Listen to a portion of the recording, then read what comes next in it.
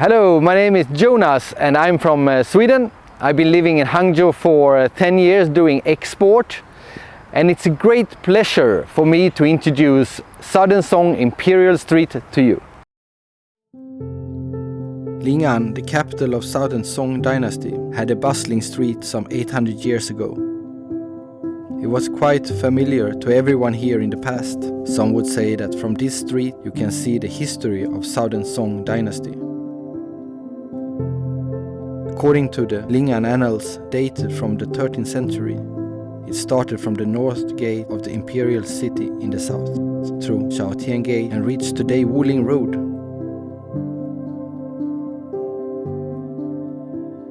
The street was 4,885 meters long, with over 10,000 stone slabs to pave for it.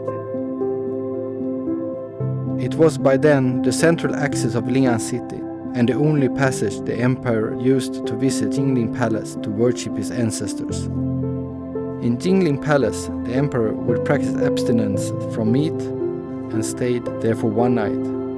He would return to the imperial ancestral temple, offer sacrifices to heaven outside the city, and then return to his residence. It was said that the slabs were temporarily replaced with sand each time, so the emperor's carriages would not hurt the street. The imperial street was by then lined with tens of thousands of stores, and half of the city population lived nearby. The street would be divided into 3 sections. The first one was from Wangsongling to the Drum Tower. It was the political center of Lin'an, close to the imperial palace and center authority. The imperial court and civil and military officials were living a luxurious life. Therefore, most of the stores here sold luxury goods like gold, silver, jewelry. The second part, from the Drum Tower to Zhongyang Bridge, was a commercial center for live goods. The third one was the Zhongyang Bridge to the intersection of Wuling Road and the Fengqi Road. It was a mix of business, culture and entertainment. Beiwa was the city's largest entertainment center, where acrobats, storytelling, puppet shows, shadow plays were performed around the clock.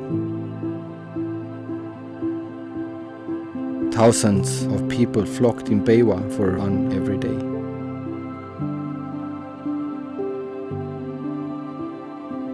The old man named Chang is 85 years old. He lived in Citang Lane. As he recalled, before 1949, the Imperial Street was the most thronged quarter. It was packed with fanciful stores, banks and Western-style houses. But as the foot traffic moved to Yan'an Road and elsewhere, the Imperial Street was reduced to a place with only wet market and grocery stores. It was still called Southern Song Imperial Street, but nothing about the dynasty. But we cherish the history of the city. In 2007, the renowned architect Wangsu was named to share the master plan for the Imperial Street's update and protection. Wangsu is a professor from the China Academy of Art. He is the first Pritzker winner from China and has quite a few much sought architectural works, like the Changshan campus. Wangsu took a walk around the street with his work fellows. There were still vibes that they couldn't find elsewhere on a modern street.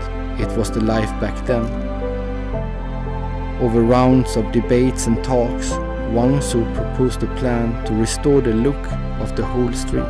According to the plan, there was no need to relocate native residents and fill the street with fake antiques. Even the whole street would be reduced to 12 meters wide as in 1927.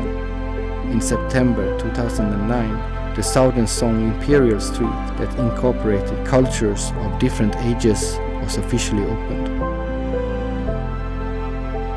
The Southern Song culture was made the priority to embellish the street.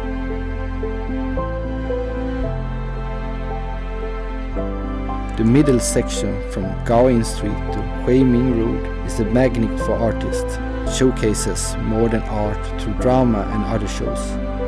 like a big playhouse for young people to watch and have fun. The northern section from Huiming Road to Westlake Avenue is a paradise for intangible heritages.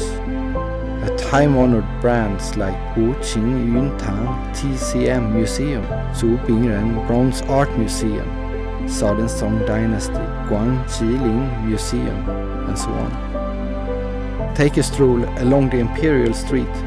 You would get excited to find the remarkable mingling of the old and new.